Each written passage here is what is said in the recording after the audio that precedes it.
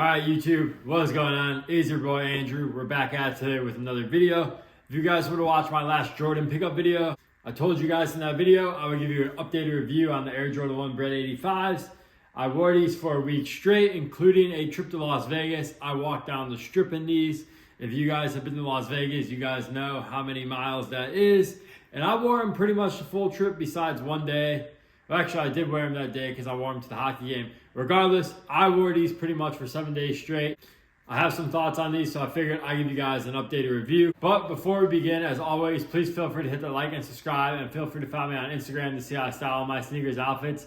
And with that out of the way, let's get into it. First things first, we have to talk about sizing. I forgot to mention this on my last video, but a lot of people were DMing me while I was wearing these because I posted them on my Instagram story. A lot of people were asking me about sizing. So sizing, I went true to size. They fit me absolutely perfect.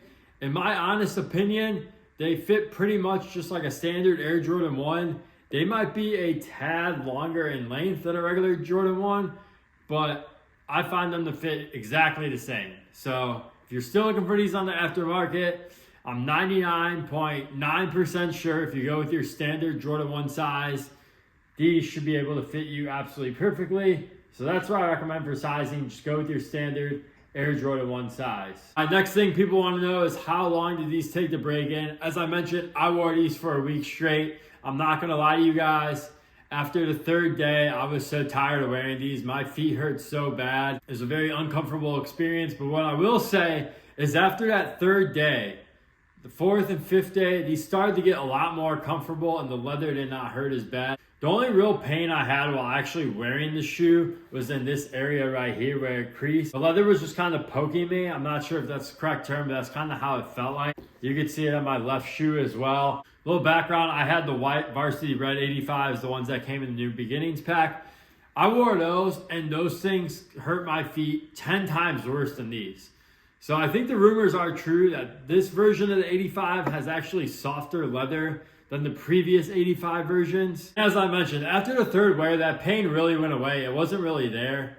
But once again, after wearing these for a full day, my foot still hurt after wearing them. I really haven't wore a Jordan 1 like that before. So I can't tell you guys if it's just because it's the 85 or it's just because it's Air Jordan 1 and it's not a comfortable shoe to begin with.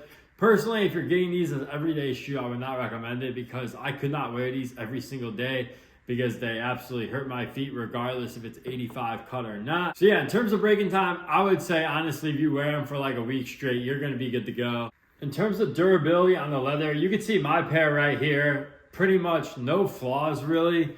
There's a little scuff in the back right here on the left shoe. I've shown you guys the creasing. These things don't really crease that bad. It's not like that tumbled leather. Or like the Shadow Air Jordan 1 lows. I should have pulled those out. Those crease terribly. But these crease pretty good. Once again, I wore these for a week straight. Minimal creasing, so you can definitely tell it's definitely a higher grade leather. Doesn't give as easy. There is some creasing on the sides right here. And on the left shoe as well. But overall, I mean, these are in pretty much perfect condition after wearing them for a week straight. I guess my insole is completely worn out. At least like the Nike Air and the sticker that came with it. Not like a big deal, but if you want to keep that, I would recommend like putting like tape over it because yeah, that definitely will wear out very quickly. In terms of the outsoles, yeah, not really too much damage either. Honestly, they look relatively very clean for a week of wear. So yeah, I would say these are holding up pretty great. And to end this video, there's been a lot of topic of discussion. Are these worth the resale price? In my personal opinion, I said it in my first video, if you have a version of the Bred 1, if you have the 2016 or the 2013, and they're still in pretty good condition, I don't think it's worth going out and spending $550 unless you just absolutely want an 85 cut and you're like a purist of the brand and this 85 cut means a lot to you. But if you're looking to pick up a Bred 1, and you don't have the 2013 or you don't have any of the previous versions, I definitely think these are worth grabbing. Once again, this is the closest that Nike claims they've gotten to the 85. So if you want the closest thing to the 85s you can get, I definitely think this is worth picking up. And if you're trying to reach back and you're trying to decide between the 2016 and this pair, I personally think this pair looks better. I know a lot of people like that tumbled leather, but looking at these in hand and looking at those tumbled leather ones in pictures, I don't have the 2016, so I can't do a in-hand comparison. But in my personal opinion, I think these look a lot better. I know some people don't like the 85 cut and they like that original Air Jordan 1 cut. I get it.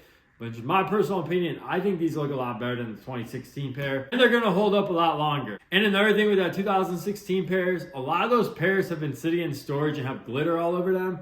So if you're spending $500, you might get a shoe with a bunch of glitter all over it. So I definitely would recommend picking up this if you're looking to reach back and pick up a dead stock pair of Air Jordan 1 Breds.